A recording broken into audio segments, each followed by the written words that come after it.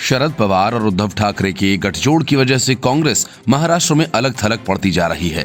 कांग्रेस को इस बात की आशंका पहले से ही थी कि मौका मिलते ही शरद पवार और उद्धव ठाकरे उसे किनारे लगा सकते हैं। मुंबई कांग्रेस के पूर्व अध्यक्ष संजय निरुपम ये बात खुलकर कह चुके हैं कि शिवसेना कांग्रेस को भी दगा दे सकती है, लेकिन अब ये बात शायद कांग्रेस समझ गई है और उसे लगने लगा है कि बीएमसी चुनाव में शरद पवार और उद्धव ठाकरे समाजवादी पार्टी के साथ मिलकर उसका पत्ता साफ कर सकते हैं। कांग्रेस को यह लगने लगा है कि उसे पूरी तरह से अलग थलग करने के लिए एनसीपी अपने साथ सपा को भी ले सकती है। मुंबई कांग्रेस के नेताओं ने महाराष्ट्र कांग्रेस के प्रभारी एच.के. पाटिल को ये फीडबैक दिया है। कांग्रेस के महाराष्ट्र प्रभारी एच.के. पाटिल ने मुंबई कांग्रेस के दो बड़े नेताओं भाई जगताप और डॉक्टर अमरजीत सिंह मनहास के साथ आगामी बीएमसी चुनावों को लेकर चर्चा की। इस चर्चा में महाराष्ट्र कांग्रेस के दो एआईसीसी सेक्रेटरी भी मौजूद थे। मुंबई कांग्रेस के नेताओं के प्रभारी ने पाटिल को बताया कि किस तरह शिवसेना, एनसीपी और सपा के बीच अंदरूनी गठजोड़ की खबरें आ रही हैं। पाटिल ने जगताप और मनहास से फीडबैक लेने के बाद मुंबई कांग्रेस के नेताओं से भी इस मुद्दे पर बातचीत की है। इसमें मुंबई कांग्रेस के कई पुराने नेता भी शामिल हैं। ज्यादातर नेताओं ने पाटिल को यही फीडबैक दिया है कि शिवसेना, एनसीपी ऐन वक्त पर कांग्रेस को अलग थलग कर सकती हैं, इसलिए कांग्रेस को अभी से अपने उम्मीदवारों को चिन्हित करना होगा।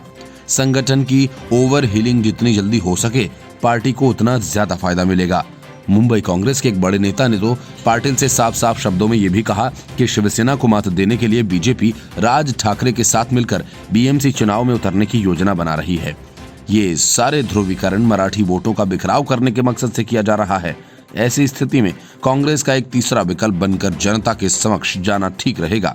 महाराष्ट्र प्रभारी एच.के. पाटिल द्वारा बीएमसी चुनावों के मद्देनजर शुरू की गई इस चर्चा के दौरान मुंबई कांग्रेस में नेतृत्व परिवर्तन को लेकर भी बात उठी। पिछले कई महीनों से मुंबई कांग्रेस में नेतृत्व परिवर्तन की सुगबुगाहट है। ऐसे में मुंबई कांग्रेस अध्यक्ष पद की रेस में दावेदार माने जा रहे भाई जगताप और अमरजीत सिंह मनहास को बुलाकर क्या पाटिल ने कोई संकेत देने की कोशिश की है? ये चर्चा भी मंगलवार को कांग्रेस के कई खेमों में चलती रही। माना जा रहा है कि भाई जगताप कांग्रेस में मुंबई का मराठी चेहरा हैं और डॉक्टर अमरजीत सिंह मनहास मुंबई का कॉस्मोपॉलिटन चेहरा। पाटिल इन दोनों चेहरों के नाम पर आलाकमान के समक्ष मुंबई कांग्रेस अध्यक्ष पद के लिए रख सकते हैं। हालांकि मुंबई कांग्रेस में पूर्व मंत्री नसीम खान, पूर्व मंत्री सुरेश शेट्टी, पूर्व विधायक चरणजीत सिंह चपरा के नाम मुंबई कांग्रेस अध्यक्ष पद के लिए चल रहे हैं और इन सभी नेताओं ने भी पाटिल से मुलाकात की है। Bureau report, news of India.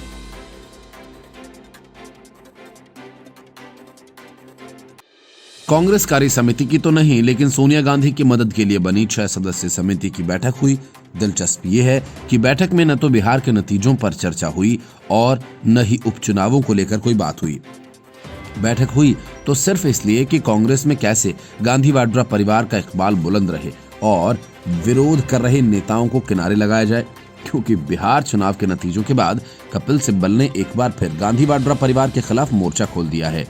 Kapil Sibal के सुर में सुर मिलाते हुए कई दूसरे नेता भी सामने आए, लेकिन कपिल सिब्बल की बातों पर गौर करने के बजाय सोनिया गांधी ने अपने खास नेताओं को उनसे निपटने के लिए आगे कर दिया। नतीजा ये हुआ कि कांग्रेस में तू मैं का सिलसिला फिर से तेज हो गया। सोनिया समर्थक नेताओं ने जवाबी हमला करते हुए उल्टे सिब्बल की घेराबंदी शुरू कर दी और गांधी परिवार के नेतृत्व के प्रति अपने मजबूत समर्थन का इजहार किया। लोकसभा में पार्टी के नेता अधीर रंजन चौधरी से लेकर सलमान खुर्शीद और राजीव शुक्ला से लेकर मणिक्कम टैगोर तक ने सिब्बल पर निशाना साधते हुए गांधी वाड्रा परिवार का बचाव किया। कांग्रेस में जारी खटपट के बीच कांग्रेस अध्यक्ष की मदद के लिए बनी 6 सदस्यीय सलाहकार समिति की बैठक हुई। इसमें बिहार चुनाव की हार के बजाय कृषि कानूनों के खिलाफ किसानों के समर्थन में चलाए जा रहे आंदोलन की आगे की रूपरेखा पर ज्यादा चर्चा हुई। कांग्रेस में नेतृत्व की शैली और संगठन के चाल ढाल की कमजोरी को लेकर 23 नेताओं की ओर से लिखे गए पत्र विवाद के बाद सोनिया गांधी ने इस समिति का गठन किया था। पार्टी सूत्रों ने कहा कि सिब्बल का ताजा बयान चर्चा के दायरे में नहीं था। कांग्रेस पार्टी आधिकारिक तौर पर सिब्बल के उठाए सवालों पर बोलने से परहेज कर रही है, मगर पार्टी के नेता अब एक एक कर हाईकमान के मुखर समर्थन में उतरने लगे हैं। अधीर रंजन चौधरी ने तो सीधा सिब्बल को आईना दिखाते हुए कहा कि अगर पार्टी को लेकर उनकी चिंता इतनी ही गहरी है तो उन्होंने खुद इस दिशा में क्या जिम्मेदारी निभाई है। 2019 के बाद राहुल गांधी ने इस्तीफा दे दिया और गांधी परिवार से बाहर के व्यक्ति को पार्टी की कमान सौंपने की पेशकश की थी। अधीर रंजन चौधरी ने निशाना साधते हुए कहा कि सोनिया और राहुल गांधी के इरादों पर सवाल नहीं उठाया जा सकता और एसी कमरे में बैठकर उपदेश देने की बजाय सिब्बल को मैदान में उतरकर काम करना चाहिए। इसी तरह सलमान खुर्शीद ने सिब्बल का नाम लिए बिना फेसबुक पर अंतिम मुगल सम्राट बहादुर शाह जफर की पंक्तियों के सहारे हाईकमान पर निशाना साधने वालों को अपने गिरेबां में झांकने की नसीहत दी। उन्होंने कहा कि यदि मतदाता कांग्रेस के उदारवादी मूल्यों को अहमियत नहीं दे रहे हैं तो सत्ता का शॉर्टकट रास्ता खोजने की जगह हमें लंबे संघर्ष के लिए तैयार रहना चाहिए। वैसे सिब्बल के उठाए गए सवालों से पार्टी सांसद विवेक तन्खा और कार्ति चिदंबरम ने सहमति जताई है। राजीव शुक्ला ने गांधी परिवार के समर्थन में उतरते हुए कहा, राहुल गांधी ने हमेशा आम लोगों की लड़ाई लड़ी है और अन्याय के खिलाफ आवाज उठाई है।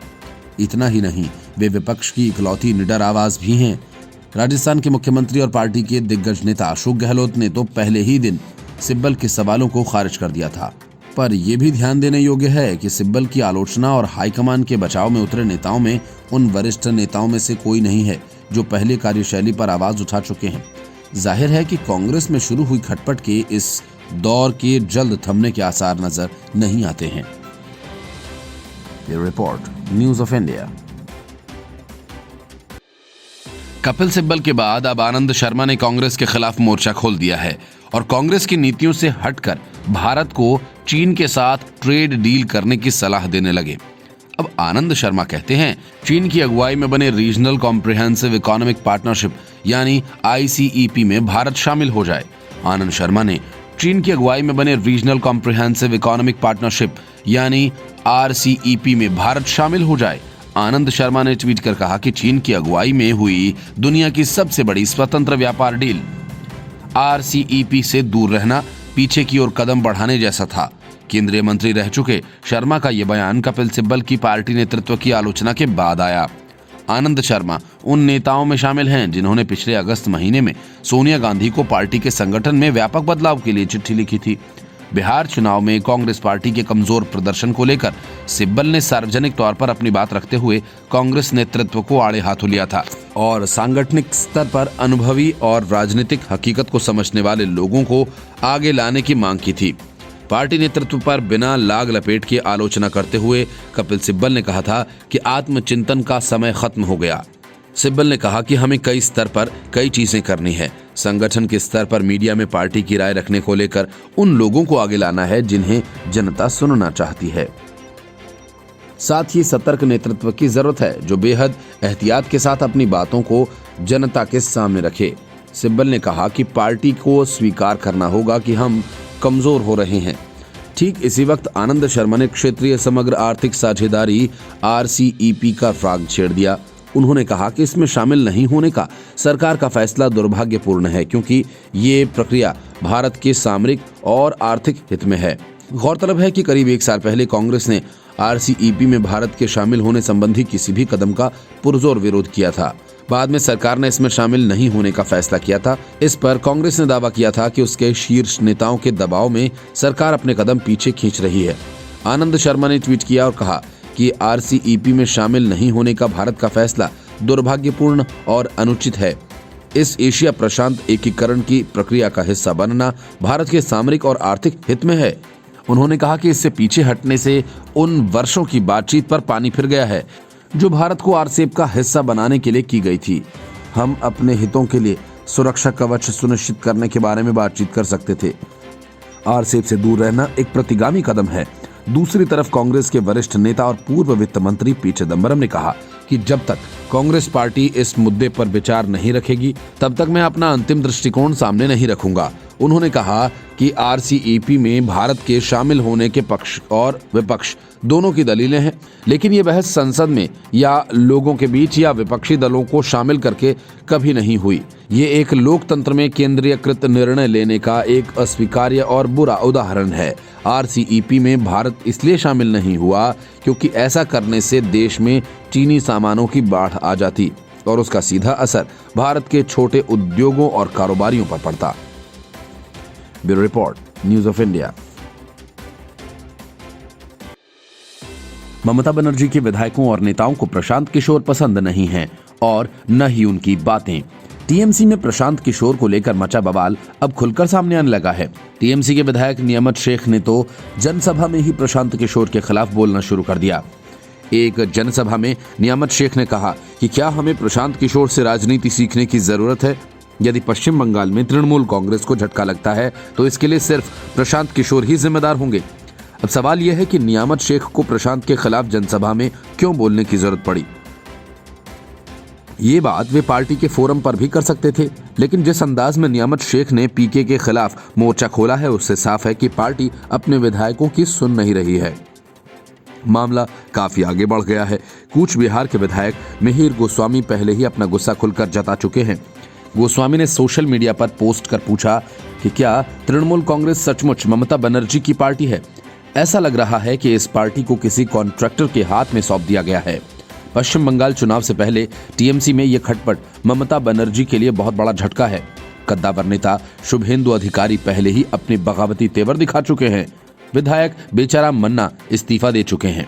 अपनी सभी सांगठनिक जिम्मेदारियों को पिछले महीने ही छोड़ चुके विधायक मिहिर गोस्वामी ने कहा कि 1989 से ही तमाम विपरीत परिस्थितियों और तकलीफों का सामना करने के बावजूद टीएमसी को कभी छोड़ा नहीं। ऐसा केवल ममता की वजह से किया, लेकिन अब पार्टी बदल गई है। आप जी हुजूरी कीजिए या फिर पार्टी को छोड़ दीजिए। एक अन्य विधायक जगदीश चंद्र वर्मा बसुनिया ने गोस्वामी की बातों का समर्थन किया और इसी तरह मुर्शिदाबाद के हरिहर पारा से टीएमसी विधायक नियामत शेख ने एक रैली में सीधे प्रशांत किशोर को टारगेट किया। शेख ने कहा कि सभी परेशानियों की वजह प्रशांत किशोर हैं। शुभेंदु अधिकारी ने मुर्शिदाबाद में पार्टी को मजबूत किया और अब उनसे बात करने वाले नेताओं पर एक्शन लिया जा रहा है। इन नेताओं का आरोप है कि पुराने चेहरों को दरकिनार कर नए लोगों को जगह दी जा रही है, जिनमें से कई ने पिछले चुनाव में बीजेपी का सपोर्ट किया था।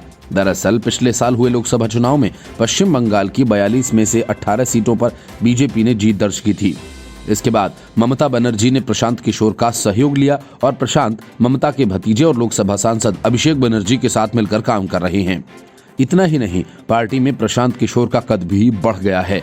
सांगठनिक फैसले भी उन्हीं की अनुशंसा पर लिए जा रहे हैं। Report news of India.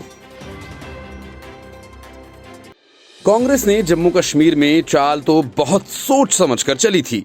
Congress की प्रदेश इकाई फारूक अब्दुल्ला और महबूबा मुफ्ती के साथ गुपकर गैंग में शामिल होने और साथ मिलकर चुनाव लड़ने की बात करती रही और दिल्ली दरबार सारा खेल देखती रही। लेकिन केंद्रीय गृह मंत्री अमित शाह ने ऐसा दांव चला कि कांग्रेस का सारा खेल ही खराब हो गया और बात बिगड़ती देख कांग्रेस ने आनन फानन में गुपकर गैंग के साथ कोई संबंध नहीं रखने की घोषणा कर दी। अमित शाह ने गुपकर गैंग की नीति और नियत को साफ करते हुए कांग्रेस से तीखे सवाल पूछे थे। अमित शाह ने पूछा था कि अनुच्छेद 370 पर क्या उनकी वही राय है जो फारूक अब्दुल्ला की है? क्या तिरंगे को लेकर सोनिया गांधी और राहुल गांधी वैसा ही सोचते हैं जैसा महबूबा मुफ्ती कहती हैं? अमित शाह के इस जोरदार हमले के बाद कांग्रेस में हड़कंप मच गया। सोशल मीडिया पर कांग्रेस की देशभक्ति सवालों के घेरे में आ गई। आखिरकार कांग्रेस के मुख्य प्रवक्ता रणदीप सुरजेवाला को इस बात की घोषणा करनी ही पड़ी कि Congress people's association for Gupkar declaration यानी PAGD का हिस्सा नहीं है। उन्होंने कहा कि वे देश की क्षेत्रीय अखंडता से कभी समझौता नहीं करेंगे। सुरजेवाला ने कहा कि कांग्रेस न तो गुपकर गठबंधन का पार्ट है न ही PAGD का। क्या अमित शाह बता सकते हैं उन्होंने PDP के साथ गठबंधन में सरकार क्यों बनाई थी, जिस पर अब वे हमला कर रहे हैं? कांग्रेस ने जम्मू कश्मीर जेल से कुख्यात आतंकी मौलाना मसूद अजहर, मुश्ताक अहमद जरगर जैसे आतंकियों की रिहाई को लेकर भी बीजेपी पर निशाना साधने की कोशिश की। कांग्रेस ने दावा किया कि कांग्रेस लोकतांत्रिक ढंग से बीजेपी का पर्दाफाश करने के लिए जम्मू कश्मीर में आगामी जिला विकास परिषद के चुनावों में हिस्सा लेगी। कांग्रेस ने कहा कि उन्हें ऐसी पार्टी से राष्ट्रवाद का ज्ञान लेने की जरूरत नहीं है जो ब्रिटिश समय में दास या उनके समर्थक थे। सुरजेवाला ने यह भी कहा कि अमित शाह और नरेंद्र मोदी सरकार को राष्ट्रवाद और देशभक्ति का पाठ पढ़ने की आवश्यकता है, क्योंकि उनके मूल संगठन RSS ने कभी 52 साल में तिरंगा नहीं फहराया। इससे पहले अमित शाह ने कहा था कि कांग्रेस और गुपकर गैंग जम्मू और कश्मीर को वापस आतंक के युग में ले जाना चाहते हैं। उन्होंने ट्वीट में कहा कि जम्मू और कश्मीर हमेशा से भारत का आंतरिक हिस्सा रहा है। भारत के लोग राष्ट्रहित के खिलाफ बने किसी अपवित्र ग्लोबल गठबंधन को सहन नहीं करेंगे। या तो गुपकर गैंग देश के मूड के साथ चले, नहीं तो लोग उसे डुबो देंगे। उन्होंने कांग्रेस अध्यक्ष सोनिया गांधी और पूर्व अध्यक्ष राहुल गांधी से इस राजनीतिक कदम पर बयान देने और अपना पक्ष रखने को कहा। गृह मंत्री अमित शाह ने कहा कि गुपकर गैंग जम्मू और कश्मीर में विदेशी ताकतों का हस्तक्षेप चाहता है। गुपकर गैंग तिरंगे का अपमान करता है। क्या सोनिया गांधी और राहुल गांधी गुपकर गैंग के ऐसे कदमों का समर्थन करते हैं? उन्हें देश की जनता के समक्ष अपना रुख स्पष्ट करना चाहिए।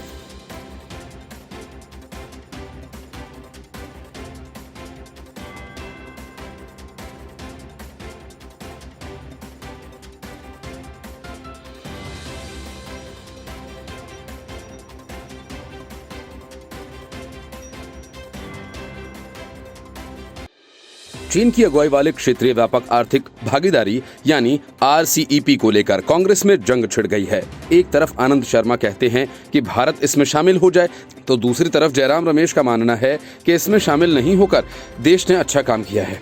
कांग्रेस में मचे इस कलह पर केंद्रीय मंत्री प्रकाश जावड़ेकर ने तंज किया।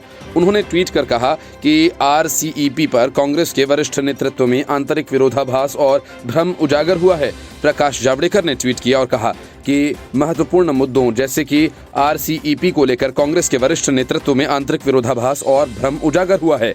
आनंद शर्मा ने RCEP में शामिल नहीं होने के भारत के फैसले को दुर्भाग्यपूर्ण करार दिया। वहीं दूसरी ओर जयराम रमेश ने RCEP से भारत के बाहर निकलने का समर्थन किया। RCEP में शामिल नहीं होने के भारत के फैसले को दुर्भाग्यपूर्ण बताते हुए कांग्रेस नेता आनंद शर्मा ने एक ट्वीट में कहा कि RCEP में शामिल नहीं होने का भारत का निर्णय दुर्भाग्यपूर्ण और नासमझी है। ये एशिया प्रशांत एकीकरण की प्रक्रिया का हिस्सा बनने के भारत के रणनीतिक और आर्थिक हितों में है।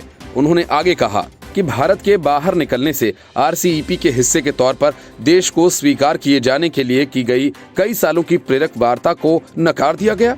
हम अपने हितों की रक्षा के लिए सुरक्षा उपायों पर बातचीत करते थे। RCEP से बाहर निकलना एक पिछड़ा कदम। दूसरी तरफ पूर्व केंद्रीय मंत्री जयराम रमेश ने इस फैसले को सही ठहराया। उन्होंने ट्वीट कर कहा कि 21 अक्टूबर 2019 को मैंने भारत के RCEP की सदस्यता को नोटबंदी और GST के बाद अर्थव्यवस्था के लिए तीसरे झटके के रूप में वर्णित किया था। एक साल बाद कांग्रेस ने ये मांग की कि प्रधानमंत्री मोदी भारत को एक अनुचित RCEP में नहीं घसीटेंगे, जैसे कि योजना बनाई जा रही थी। ये साबित हो गया है। भारत ने पिछले साल नवंबर में RCEP समझौते में शामिल नहीं होने का फैसला किया था, क्योंकि इसको लेकर जारी प्रमुख चिंताओं पर चर्चा नहीं की गई थी। नई दिल्ली के दुनिया के सबसे बड़े व्यापार समझौते से बाहर रहने के फैसले के पीछे प्रमुख कारणों में आयात वृद्धि के खिलाफ अपर्याप्त संरक्षण, चीन के साथ अपर्याप्त अंतर, उत्पत्ति के नियमों में संभावित परिधि, 2014 के आधार पर वर्ष रखने और बाजार पहुंच शामिल हैं। RCEP आसियान देशों और उनके 6 मुक्त व्यापार साझेदारों के बीच प्रस्तावित एक मुक्त व्यापार एवं निवेश व्यवस्था है। इस वार्ता में आसियान देशों में Brunei, Cambodia, Indonesia, Laos, Malaysia, Myanmar, Philippines, Singapore, Thailand और वियतनाम शामिल हैं। उसके 6 मुक्त व्यापार साझेदार ऑस्ट्रेलिया, चीन, भारत, जापान, कोरिया और न्यूजीलैंड हैं।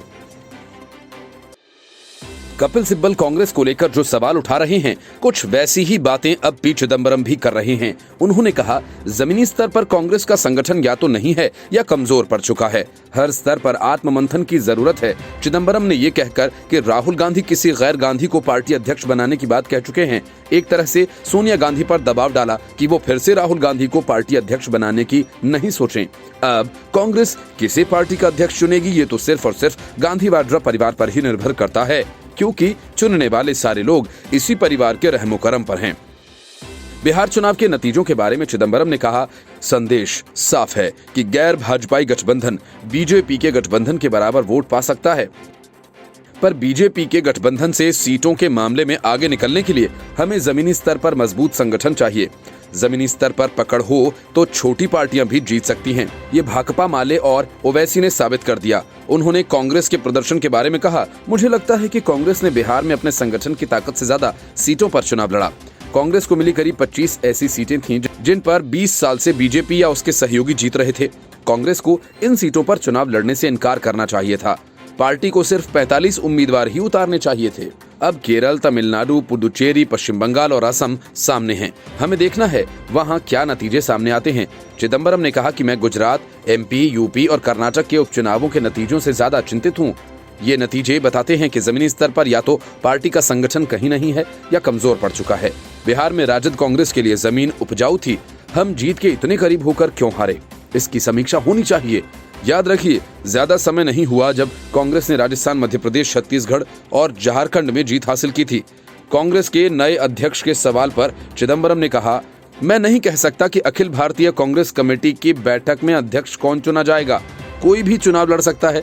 राहुल किसी गैर गांधी के प्रति अपनी प्राथमिकता जाहिर कर चुके हैं। कार्य समिति ने अध्यक्ष चुनने के लिए पार्टी का अधिवेशन बुलाने की मंशा भी जाहिर की थी। कांग्रेस की बिगड़ी दशा के बारे में चिदंबरम ने कहा, आत्मविश्लेषण पंचायत से लेकर ब्लॉक स्तर पर हो। कांग्रेस कार्य समिति ने 24 अगस्त की बैठक में अंतर्मंथन की बात स्वीकारी थी। जहां तक चिट्ठी की बात है, पार्टी में बहस चलती रहेगी। कभी कभी ये सार्वजनिक हो जाती है, इसमें सामान्य कुछ नहीं। जम्मू कश्मीर के राजनीतिक दलों के गुपकार घोषणा पत्र गठबंधन में कांग्रेस के साथ होने के मुद्दे पर बीजेपी लगातार हमलावर हो रही है। केंद्रीय गृह मंत्री अमित शाह ने कांग्रेस पर निशाना साधते हुए इसे गुपकार गैंग बताया। शाह ने कहा, गुपकार गैंग ग्लोबल हो रहा है। वे चाहते हैं जम्मू कश्मीर में अंतर्राष्ट्रीय ताकतें दखल दें। क्या सोनिया जी और राहुल जी गुपकार के ऐसे कदमों का समर्थन करते हैं? उन्हें अपना स्टैंड साफ करना चाहिए। इस बात पर चिदंबरम ने कहा, पहली बार जम्मू कश्मीर में विरोधी दल people's alliance for Gupkar declaration के बैनर तले चुनाव लड़ रहे हैं। कांग्रेस औपचारिक रूप से पीएजीडी का हिस्सा नहीं है, पर सीटों पर तालमेल है।